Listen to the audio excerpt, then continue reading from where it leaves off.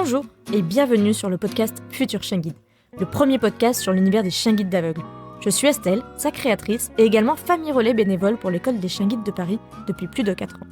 Je vous donne rendez-vous chaque premier et troisième vendredi du mois pour partager avec vous mes rencontres avec des familles d'accueil, des maîtres chiens guides, mais aussi plein d'autres invités engagés auprès des chiens guides d'aveugles. Entre ces épisodes, je vous partage aussi mon expérience au travers d'articles sur mon blog futurchienguide.fr, dont le tout dernier sur comment aller à Disneyland Paris avec un chien guide d'aveugle. Pour en revenir à ce 20e épisode, je vous présente Cyrielle, qui est famille d'accueil pour les chiens guides de Paris depuis des années et plus récemment la maman de 2 jeunes enfants. Depuis le début de son engagement, Cyrielle a vécu de belles aventures et est devenue maman sans pour autant laisser son rôle de famille d'accueil. Mais comment gérer son rôle de maman et de famille d'accueil tout en ayant un travail prenant ? Cyrielle nous raconte les débuts de sa vie de famille d'accueil, alors jeune célibataire, puis comment, après une pause forcée, elle a adapté son organisation avec l'arrivée de ses jumeaux. Elle revient aussi sur les similitudes et les avantages d'avoir appris à élever un futur chien guide avant d'élever ses 2 petits garçons. Enfin, on parle à nouveau de Loya, comme dans les épisodes 11, 12 et 13, puisque c'est grâce à elle que Cyrielle et Arthur se sont rencontrés. Et maintenant, place à l'épisode. Bonjour Cyrielle. Bonjour. Merci en tout cas d'avoir répondu à mon invitation pour mon podcast Futur Chien Guide. Est-ce que, avant tout, tu pourrais te présenter, nous dire un peu qui tu es ? Alors, du coup, je m'appelle Cyrielle, je suis une professionnelle du secteur du handicap. Je travaille beaucoup dans les plaidoyers pour essayer d'améliorer les politiques publiques et puis l'avènement d'une société plus inclusive et une société beaucoup plus accessible à tous.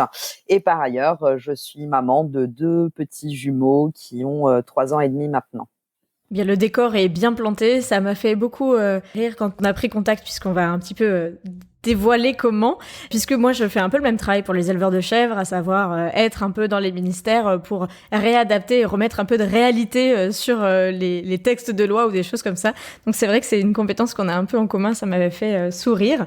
Est-ce que du coup tu nous as parlé de ta vie professionnelle, de ta vie familiale ? Est-ce que tu peux nous raconter, si on se parle aujourd'hui, c'est parce que les chiens guides ont aussi une place, comment ils sont arrivés dans ta vie, comment ça s'est passé ? Du coup, par le biais de mon travail où je m'occupais du handicap, et c'est au détour d'une conversation à midi que je me suis rendu compte qu'une de mes collègues allait régulièrement à l'école pour promener les chiens le week-end pour les détentes. En lui posant des questions, parce que depuis que je suis petite, je suis élevée au milieu des chiens, et quand je dis au milieu, c'est pas une métaphore, hein. J'ai eu jusqu'à une quinzaine de chiens chez moi. D'accord. C'était quelque chose qui me manquait beaucoup, énormément à Paris. Et là, en fait, ça a été la découverte et je me suis dit, il faut absolument que je comprenne comment ça fonctionne. Et j'avais une passion pour les chiens et mon action aussi dans le travail qui entrait en résonance, en fait, tout simplement. Donc, ça a été une rencontre qui s'est faite il y a 11 ans maintenant et qui ne s'est toujours pas démentie. Donc, il y a 11 ans, tu découvres l'école des chiens guides d'aveugles de Paris, j'imagine. Et donc, tu te renseignes pour devenir tout de suite famille d'accueil ? Oui, je suis pas quelqu'un qui fait les choses à moitié. Donc, effectivement, j'ai tout de suite demandé à être famille d'accueil et j'ai dû avoir mon premier chien qui s'appelait Flint 3 mois après. Et c'était assez rigolo parce qu'en fait, quand l'école m'a dit on va vous confier un chien, vous pouvez venir le chercher, j'ai eu un stress monstrueux en me disant mais est-ce que je suis la bonne personne ? Est-ce que je suis à la hauteur de la mission ? Est-ce que je saurais faire ? Un stress que je projetais à l'époque comme le stress de quelqu'un qui apprend qu'elle va être maman. Mmh. Et pour la petite histoire, quand j'ai été maman, j'ai pas eu ce stress-là parce que je pense que le fait d'avoir un chien guide m'a montré que j'étais en capacité d'accompagner, de faire grandir et d'élever une vie. Donc le petit syndrome de l'imposteur qui pointe parfois son nez sur est-ce que tu allais être capable de gérer tout ça ? Et au final, donc Flint est arrivé. C'était en quelle année ? Donc c'était en 2010 ? 2007. Oh là là, c'est vieux en fait, oui. Non, ça fait plus de 11 ans en fait. 2007 ou 2008, donc 12 ans, 12, 13 ans, oui. 14, qu'est-ce que je dis ? Oh là, d'accord, ça fait tout ça. Ça fait beaucoup d'années, dis donc. Donc, tu as fait cette première aventure avec Flynn. Oui, non, je m'en étais pas rendu compte, en fait. J'ai été bloquée à 10 ans. Ça arrive. Pardon. Mais c'est la passion, on compte pas, c'est ça qui est important aussi. Donc, Flynn est arrivé. Finalement, ce syndrome de l'imposteur, toutes ces questions-là ont dû s'effacer progressivement, j'imagine, dans ton aventure auprès de Flynn. En fait, tout de suite, ça a très bien fonctionné. Donc, je pense que c'était vraiment l'anticipation dès que je l'ai eu. Déjà, ça m'a fait, j'étais très heureuse et ça m'a fait un bien immense de l'avoir. Ça s'est passé de façon assez naturelle. L'école accompagne ces familles d'accueil, donc on est formé sur chacun de nos chiens. C'est adapté aux besoins, à leur caractère. Voilà, j'ai rencontré une autre famille d'accueil on était un petit peu les profils des jeunes filles à l'époque, puisque c'était il y a 14 ans. On avait une autre famille d'accueil, on était des filles jeunes, des filles célibataires qui venaient d'arriver sur le marché du travail et on s'est investi. Et en fait, elle, c'était son deuxième ou troisième chien. Donc aussi par l'échange entre pairs, en fait, toutes les appréhensions qu'il y avait pu y avoir en fait en anticipation ont disparu d'elles-mêmes en fait. Donc tu es devenue famille d'accueil et tu as remis ça dès l'année suivante, une fois que Flint est entré en éducation. J'imagine que ça n'a pas forcément été une question pour toi. Alors du coup, Flint, ça a été un peu compliqué parce qu'il a eu des problèmes de santé. Donc il est entré en éducation une première fois, il est revenu au bout d'1 mois et demi parce qu'il avait une blessure, il est re-rentré en éducation, il s'est tordu la patte, enfin... En gros, Flint, je l'ai eu quasiment sur 2 ans. D'accord. Et puis, bien sûr, il y avait absolument aucun débat pour dire que je poursuivais dans cet engagement. Enfin, c'était naturel. J'ai organisé ma vie aussi autour de ça, donc avec les contraintes que ça peut avoir quand on est jeune et quand on est tout le temps fourré dehors, puisque j'ai eu la chance d'avoir ma jeunesse en temps de non-Covid. Donc, beaucoup de bars, beaucoup de sorties et j'ai réussi à pouvoir équilibrer tout ça avec le chien. Donc, c'était même plus un sujet, en fait. C'était même plus une interrogation. Donc, après Flint, s'en sont suivis quelques autres élèves, puisque ça fait plus de 10 ans, comme on vient de le dire. Oui. Qui est arrivé après Flint ? Alors, Flint, ensuite FGH Hippie, donc un berger blanc suisse. Ensuite, j'ai eu Irus, j'ai eu Joslo, j'ai eu Loya Manza, Jixi, et maintenant je suis avec Rika. C'est rigolo, c'est que certains noms peuvent nous dire des choses, puisque tu es le 20e épisode déjà de mon podcast Futur Chien Guide, et c'est rigolo de voir que on a déjà parlé un petit peu. Alors, Loya, on le savait, puisque c'est Arthur qui m'a conseillé de te contacter en me disant que le courant passerait très bien entre nous, et qu'en plus, ça pourrait répondre à plein de questions que j'avais sur comment on est famille d'accueil, et à la fois maman. Et puis Jixi, on en a entendu parler. Effectivement, c'est un petit milieu. Oui, c'est un tout petit milieu, mais du coup, on est aussi sur la même école, donc c'est assez logique. Mais dans tous ces chiens, du coup, tu as parcouru, j'imagine, beaucoup d'expériences avec des chiens de différentes races. Alors, j'ai eu... donc, Flint, c'était un croisé lab golden.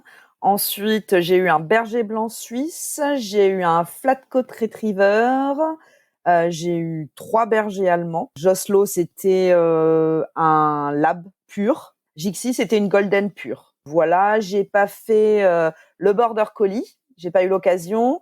J'avoue qu'à l'époque, on m'avait proposé un petit barbet et j'avais moins d'appétence. Donc, a priori, je l'ai refusé. Et en fait, une autre collègue, parce que ce qui est assez drôle, c'est que dans chacun des emplois que j'ai occupés, donc je travaille dans des associations, et dans chaque association, j'ai provoqué le fait qu'un autre salarié devienne famille d'accueil.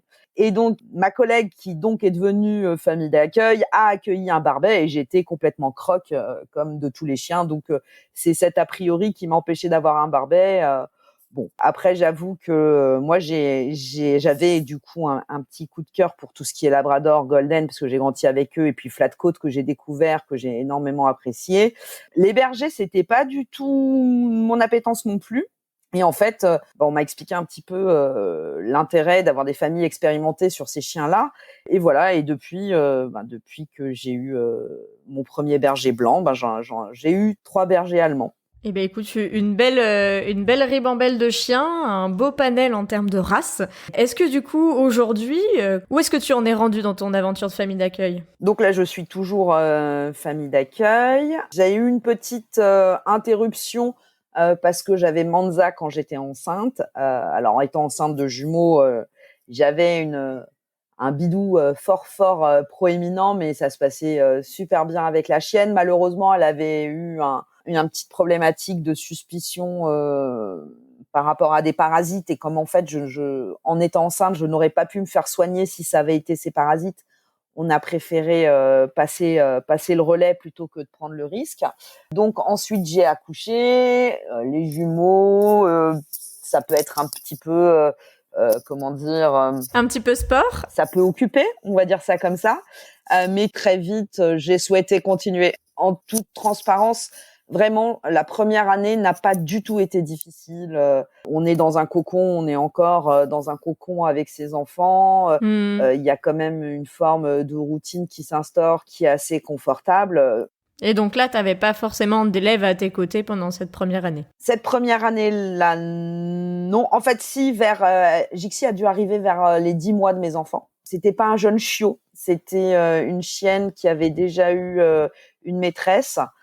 Donc, c'était une chienne qui était déjà formée, qui était calme et qui a été d'une patience d'ange avec mes enfants, qui bien évidemment lui montaient dessus, lui tiraient les poids, se servaient d'elle pour apprendre à marcher. Et en fait, pour eux, c'était devenu un membre à part entière de la famille. En fait, dans les premiers mots qu'ils ont dit, il y avait Jixi, il y avait maman, il y avait papa, bien évidemment.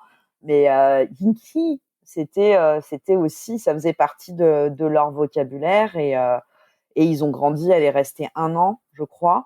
Voilà, ils ont vraiment appris à marcher, courir avec elle. Et le grand questionnement pour moi, c'était que va-t-il se passer quand elle va partir ? Parce qu'entre guillemets, j'ai une certaine expérience, mais je me disais sur des enfants, comment ça va se passer ? En fait, elle est partie et le premier soir, parce que elle venait avec nous pour le coucher, puis après elle descendait se coucher dans le salon, mais voilà, elle se couchait en boule le temps que je les fasse dormir dans la chambre. Ils avaient à peu près 2 ans, ils m'ont montré la place où elle avait l'habitude de se coucher et ils m'ont dit Jixi pas là. Et en fait, ça m'a fait pleurer moi, mais eux, je pense que c'était plus un constat et un étonnement. Moi, j'ai projeté une tristesse, donc ça m'a fait monter la larme à l'œil.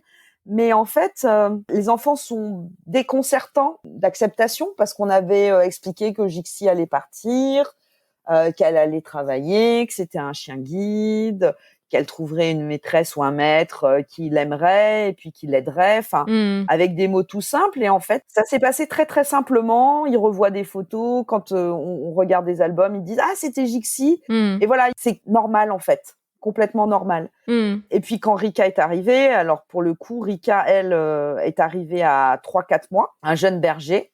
Alors Rika, jeune berger encore. Ouais, là du coup, je l'ai depuis 1 an également. Elle a dû arriver en juillet dernier, donc ils avaient 2 ans et demi. Ils ont joué avec. Et en fait, la problématique, c'est essayer d'éviter l'effet meute, en fait. Bien montrer que elle peut jouer, et bien sûr qu'ils vont la chercher, ils lui sautent dessus, ils lui mettent la main dans la gueule. Mon fils lui a mordu la truffe et lui a fait une trace.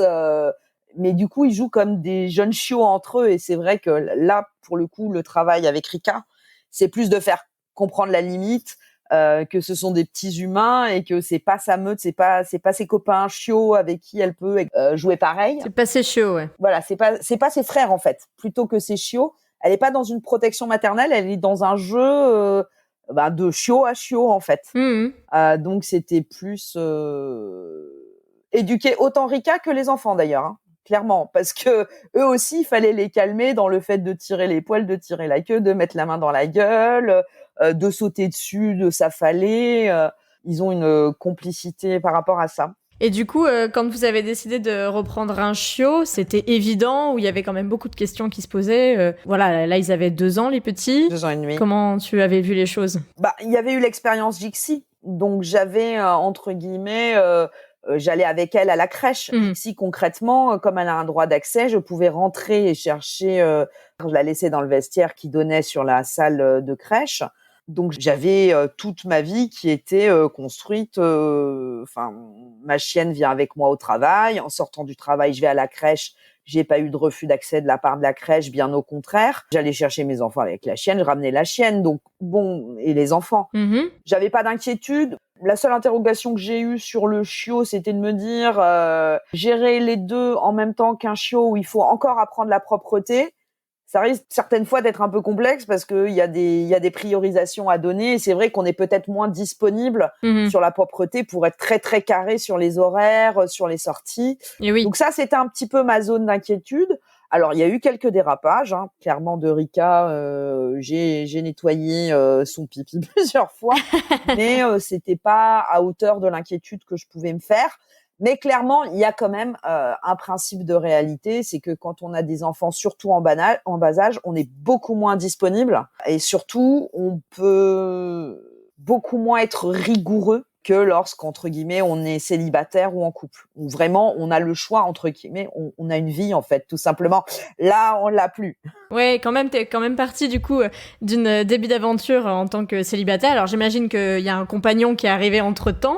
Du coup, ça a déjà dû demander un peu des réflexions ou pas. Enfin, moi, c'est assez naturel sur comment on gère à deux. Et puis, je voulais revenir sur la question qu'on se pose peut-être toutes, ou alors si c'est pas toutes, c'est de nombreuses femmes en tout cas.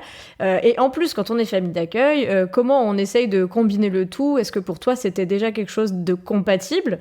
Ou est-ce que tu t'es dit, il faut que je fasse une pause et peut-être je redeviendrai famille d'accueil ou ça faisait partie de ton chemin de vie, entre guillemets? Oui, je me suis pas... La pause, elle s'est imposée à moi parce que justement, il y avait cette problématique sur Monza où on n'était pas sûr que ce soit pas quelque chose qui puisse affecter ma santé. Donc, la pause, elle a été naturellement là. Honnêtement, Monza serait restée. Je suis même pas sûre... si j'avais accouché quand elle était là, on l'aurait gardée. Enfin, je veux dire, je me suis vraiment pas posé la question à ce moment-là, vraiment. Ensuite, pour reprendre, j'ai moi-même été éduquée encore une fois avec les chiens. Je vois pas mes enfants sans chien en fait.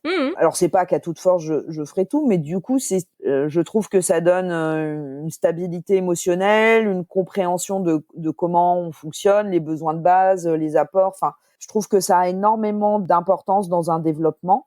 Et du coup, quand l'école m'a recontactée, bon, j'ai quand même demandé à mon conjoint parce que, encore une fois, des jumeaux, ça peut être sport certaines fois. Oui. Donc, fallait bien vérifier l'alignement des planètes. Mais voilà, bien sûr, toujours. Il a dit, bon, un peu de travail, mais bien sûr, quoi. Et justement, comment ça s'organise entre vous? Peut-être que l'organisation a un peu été... modifié ou adapté du moins avec l'arrivée, parce qu'en plus il y a eu 2 petits bouts d'un coup de ton côté, donc c'est peut-être 2 fois plus sport ou pas, je sais pas, c'est toi qui peux nous dire ça, mais l'organisation, donc t'as toujours eu toi plus la charge en tout cas du chien en éducation et tu as dû rajouter dans l'équilibre et dans la balance familiale les 2 petits bouts qui sont arrivés. Ça n'a pas été trop compliqué? Est-ce qu'au contraire il y a eu des avantages à avoir ces 3 petits en même temps ou pas? En fait, ça n'a pas été compliqué. C'est toujours moi qui me suis occupée. C'était mon projet à la base et bien évidemment, mon conjoint a adhéré. Oui, comme le mien, du coup. Je pense qu'il n'aurait pas adhéré. Ça n'aurait pas été un motif de... Voilà, ça fait partie de moi, en fait. Ça n'aurait pas été conscient, mais ça aurait montré qu'il y avait un petit décalage entre ce qu'il projetait de moi et ce que j'étais. Donc, cette acceptation-là... Oui, bien sûr. Voilà, puis la découvert aussi, les gens ne connaissent pas ce que c'est que d'avoir un chien guide, comment ça fonctionne. Il aime les chiens, donc bon, voilà. L'arrivée des enfants n'a pas trop changé, c'est toujours moi qui reste la référente du chien. Peut-être si, en termes organisationnels, c'est peut-être la dernière sortie du soir, où là, comme mes enfants sont des enfants très toniques et pleins de vie, ils ne se couchent toujours pas. Certains soirs, ça peut être long. Et du coup, c'est vrai qu'on a appris l'habitude, comme ils me réclament beaucoup quand même, que ce soit plutôt moi qui reste avec eux pour les coucher. Et, du coup, la dernière sortie, c'est lui qui l'a prise en charge, alors que c'était plutôt moi qui le faisais avant. Donc bon, on a un petit peu rééquilibré les choses comme ça. Certaines fois, il m'a dépanné en emmenant la chienne à son bureau et pas au mien quand j'avais, je sais pas, quand je prenais des avions sur des allers-retours sur une journée, des choses comme ça. Ouais. Et en fait, du coup, c'est ses collègues qui lui réclamaient de revenir avec la chienne. Ah Donc du coup, c'est vrai que une fois par mois ou 2 fois par mois, il emmène la chienne, à son travail parce que, en fait, ça fait plaisir à ses collègues et ça lui fait plaisir aussi de la voir. Ouais. Mais bon, je reste quand même le référent principal, et en général, elle est avec moi. Donc oui, un petit peu de réorganisation, mais pas de chamboulement, j'ai l'impression, de ton côté. Non. Enfin, en tout cas, dans votre vie de famille, hein. Et est-ce qu'au contraire, tu as vu des inconvénients ou des choses que t'aurais pas trop envisagées et avec le recul, tu te dis, t'aurais peut-être un peu anticipé. Ça peut être intéressant aussi pour nous et pour éventuellement les auditeurs qui se projettent à se dire, bah voilà, il y a peut-être des choses que tu aurais souhaité savoir pour prévoir entre l'articulation entre le chien, les enfants, ou au contraire, c'est que du bonheur. Non, c'est que du bonheur. Après, ce qu'il faut bien projeter et que tu peux pas anticiper de toute façon, je pense, c'est que simplement quand tu mets tes enfants pour la première année à la crèche, je vais rien inventer, hein, mais ils te chopent toutes les maladies qui peuvent traîner. Donc ça, c'est déjà un fait. Quand tu as des jumeaux, ils se les transmettent les uns les autres. Et donc, tu as toute une période qui est fatigante, mais commune à tous les parents, surcommune aux parents de jumeaux, où tu es vraiment au bout de ta vie parce que tu dors pas, parce que tu sors d'un enfant malade pour tomber sur un autre enfant malade. Et en fait, tu ne t'arrêtes jamais, tu as un espèce de tunnel de maladie de tes enfants qui dure 6 à 9 mois. Et c'est vrai que dans cette période-là, j'étais assez fatiguée et je me dis que en termes d'attention, j'ai pas donné autant d'attention à la chienne pour les exercices, pour la régularité que je mets d'habitude dans mon accompagnement. Donc, il y a la fatigue à te prendre en compte, je pense. Quand même, c'est un facteur qui te demande de te mobiliser. C'est quand même une charge mentale parce que, il faut être aussi responsable. Un chien guide, c'est beaucoup de bonheur. Bien sûr. C'est beaucoup de plaisir, mais c'est une confiance qu'une association t'accorde. Déjà, il te confie une vie. Point barre, déjà, première chose. Et ensuite, une vie qui a une mission. Exact. Qui est quand même belle et noble. Et du coup, je pense qu'il faut juste bien avoir conscience que c'est quelque chose qui, quand tu es déjà toi-même fatigué, peut te fatiguer encore plus. Parce que c'est un vrai engagement. Comme tout engagement, il a un coût en termes de fatigue et de temps aussi, tout simplement, hein, de temps à mettre dans les exercices qu'on fait avec eux, dans les sorties qu'on fait avec eux. Peut-être des fois, on aurait préféré s'effondrer et dormir pendant 3 heures plutôt que d'aller faire une détente. Mais bon, voilà, ça, il faut vraiment l'avoir en tête. Et puis, chaque personne peut estimer aussi son degré de fatigabilité, son degré d'engagement. Mais bon, faut en avoir conscience, je pense. Et les solutions, du coup, qu'il y a en face, va savoir se reposer, déléguer. Les relais. Les relais, oui, bien sûr. Du coup, en tant que famille relais, il n'y a pas de problème pour ça. Ça sert aussi à ça et sans en abuser, c'est aussi pour ça que l'école a ce système de relais parce que tout le monde a le droit à un moment de repos pour rééquilibrer tout simplement ses émotions, sa fatigabilité et reprendre un peu de motivation et d'énergie. Et c'est sûr qu'en termes de sortie, quand on est famille d'accueil, on essaye de les mettre dans de multiples situations différentes. Alors au quotidien, toi, ça doit s'organiser aussi avec les garçons. Et donc en termes d'organisation pour les sorties, il y a la poussette, donc les 2 petits bouts, le chien. Est-ce que c'est pas trop compliqué ? Quelles sont tes astuces, en tout cas, qu'est-ce que tu as mis en place pour y faire face ? Alors c'est très drôle parce que j'ai traumatisé un ami qui est parti vivre à Strasbourg et puis qui revenait à Paris et il reprenait le train, il dormait chez nous pour passer le week-end et c'est un grand bonheur de l'avoir. Et donc je lui dis, vu l'heure à laquelle ton train arrive, je serai pas à la maison pour t'ouvrir. Par contre, je te donne l'adresse de la crèche. On y va, je récupère les enfants parce que je peux pas le faire plus tard. Tu viens chercher les enfants avec moi, on rebascule à la maison.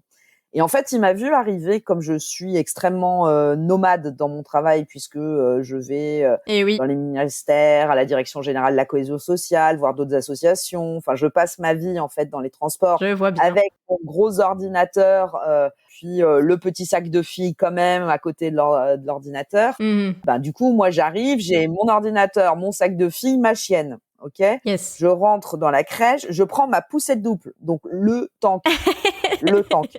Donc je charge entre guillemets les enfants avec les doudous, l'échange, s'il y a eu des débordements, des bodys, donc on vous donne les bodys sales, les dessins qu'ils ont faits, les productions de la journée. Donc voilà, on a les 2 enfants, les productions de la journée, le body, le manteau, la chienne, la poussette double, l'ordinateur et le sac. Ça fait du monde. Donc ma parade, c'était le sac, l'ordinateur et tout ça dans la poussette double. Et puis, je pousse ça comme un caddie, mais toujours avec la chienne au poignet quand même. Et en fait, lui, il m'a regardé, il était désespéré. Il me disait, mais je sais pas comment tu fais. En fait, je ne sais pas comment tu peux faire. Et il me regardait avancer avec mon tank, mes bébés, ma chienne et tout ce que je pouvais avoir. Et il me disait, mais chapeau, j'ai rien d'autre à dire parce que je serais pas capable de le faire. Mais c'est vrai qu'en fait, c'est pas pratique, faut le dire. C'est absolument pas pratique. Idem quand on veut prendre le bus avec une poussette double. Déjà, c'est l'enfer. Donc, quand vous avez la poussette double, puis la chienne accrochée à votre poignet gauche, ça devient vraiment problématique de caler dans le bus le chien et la poussette, connaissant la bonne humeur généralisée des gens dans les transports en commun à Paris. Donc non, c'est pas simple. Mais en fait, ça devient une routine parce qu'on le fait tous les jours. Oui, donc en fait, tu t'organises... Mais c'est vrai que du coup, les gens, ils nous regardent un petit peu bizarrement.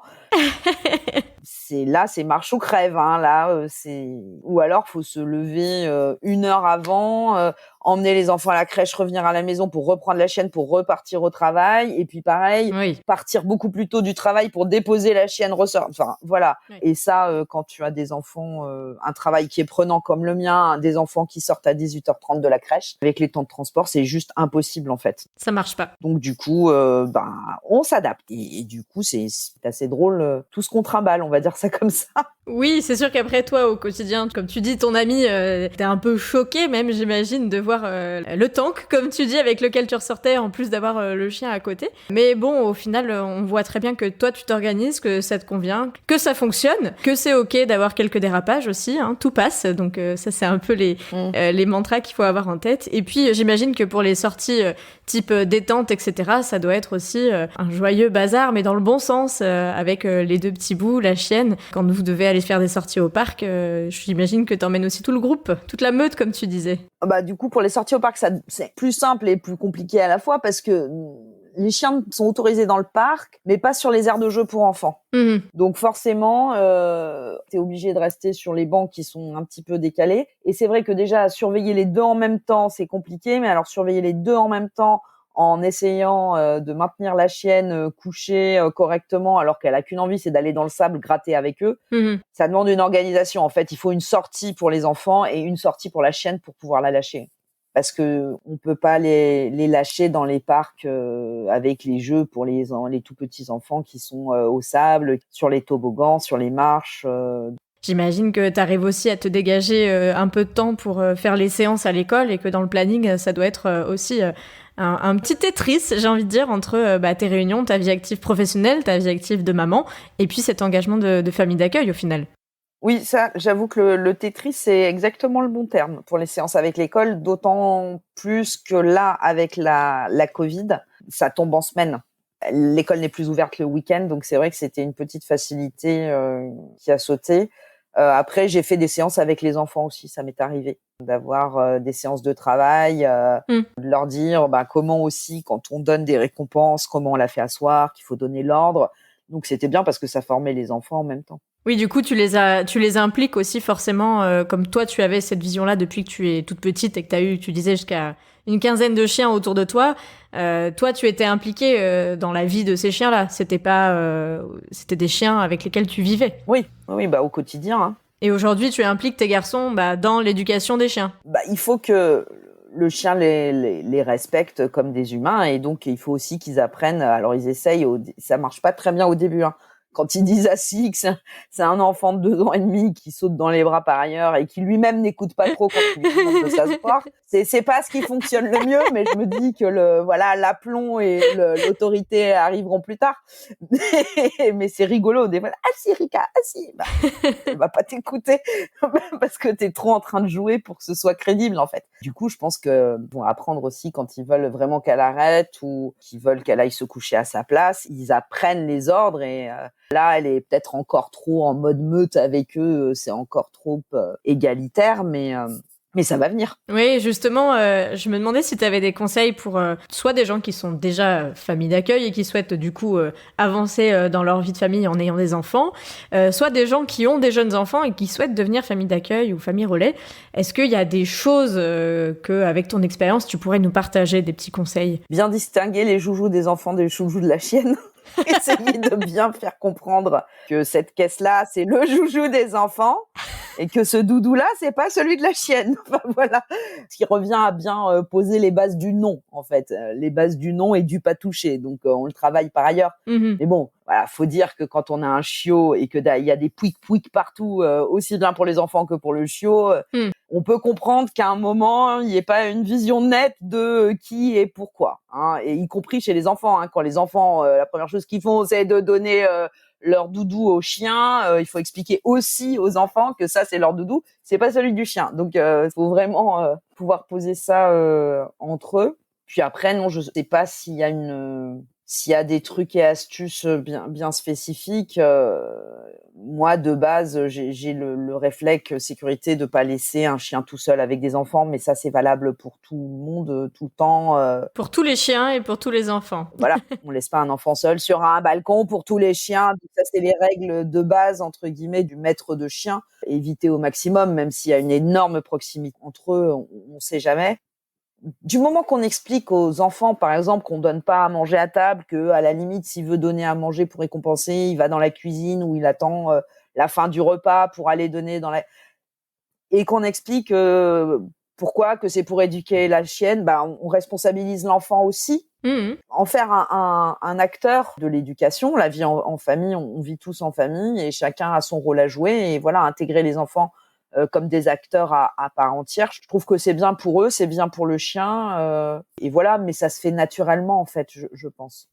Dans les réflexions des parcours de vie, des fois, on se dit, on va faire une pause, le temps éventuellement d'agrandir la famille, mais c'est pas forcément incompatible. Si on assume et qu'on est à l'aise avec ça, ça peut se combiner, en tout cas. Oui, c'est juste un petit pré-diagnostic de ses forces qu'il y a à faire et puis avoir conscience de ce que ça demande comme effort. Donc, je pense que c'est bien d'avoir déjà été famille d'accueil quand ce sont des tout jeunes enfants. Après, de le devenir quand on a des enfants de 5-6 ans, oui. Mais faire un enfant en ayant pour la première fois un chien, ça me semble compliqué parce que du coup, il y a peut-être trop de premier investissement. Je sais pas. Après, tout est possible, bien évidemment. Mais on a une partie des données qu'on n'a pas. Si on n'était pas déjà famille d'accueil et si on n'avait pas déjà essayé de savoir comment notre vie s'organisait, est-ce que, entre guillemets, ça nous coûtait en termes de fatigue, c'est un peu hasardeux, on va dire. Oui, pense. toi tu as construit brique par brique, tu es devenue famille d'accueil en tant que jeune célibataire, et puis il y a monsieur qui est arrivé,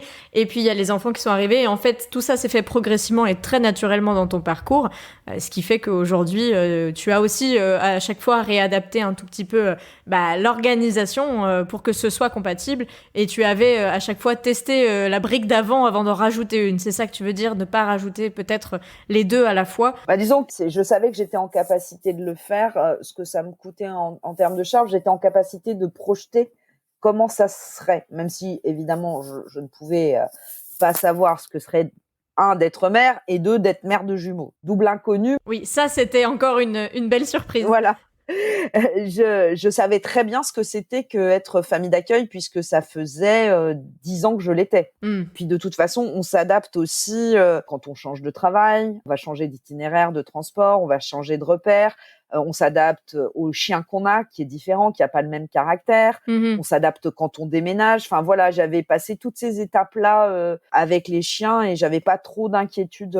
Après la toute première période où vraiment c'est nourrisson, où là c'est très très prenant au quotidien. Une fois que j'avais passé cette période-là, j'avais pas d'inquiétude en fait. Mais en tout cas, on voit que pour toi, en tout cas, ça a très bien marché. L'organisation a été réadaptée et puis ça fonctionne. Et c'est surtout que on a aussi le droit de prendre une pause.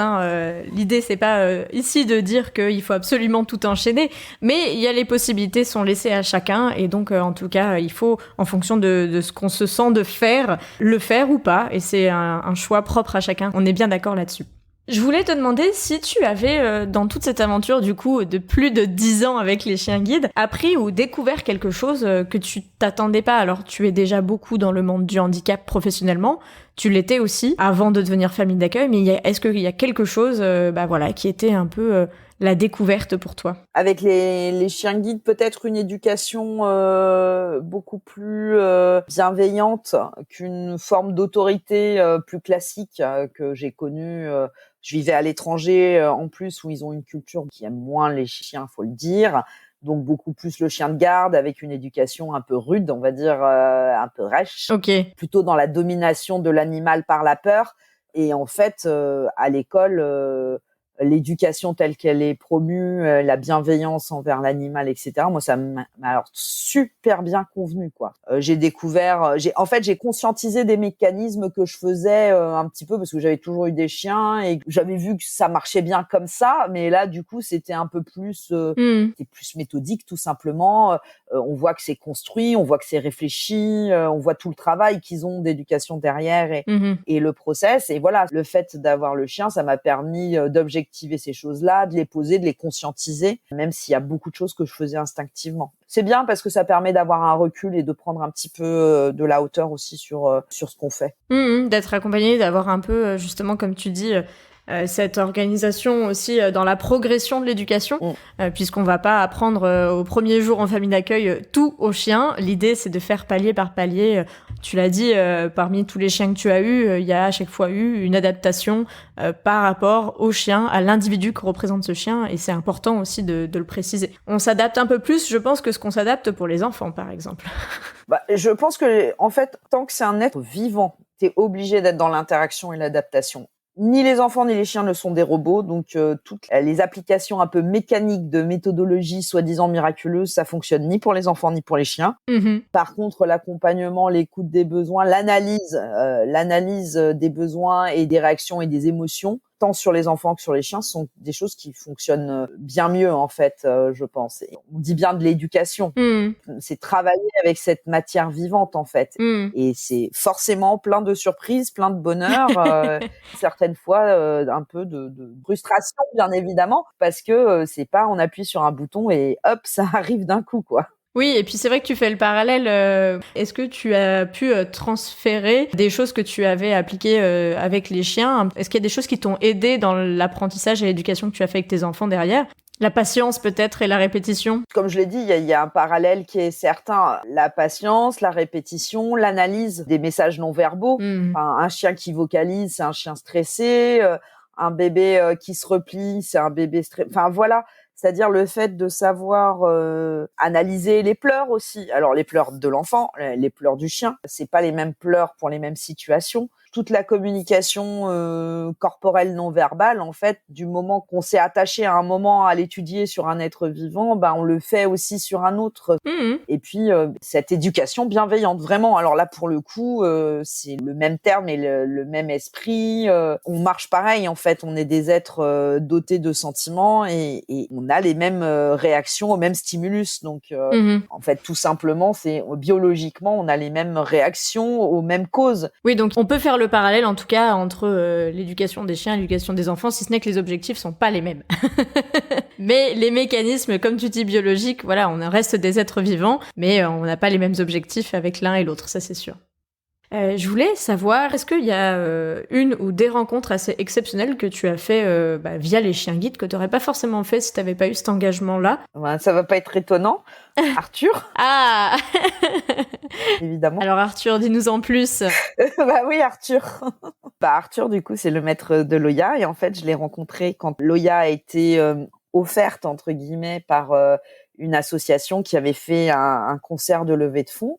Et donc, Arthur, la première famille d'accueil et moi, de Loya et moi, avons été invités à ce concert-là. Et donc, du coup, j'ai rencontré Arthur et on l'a amené en voiture à ce concert qui était un peu dans une petite localité.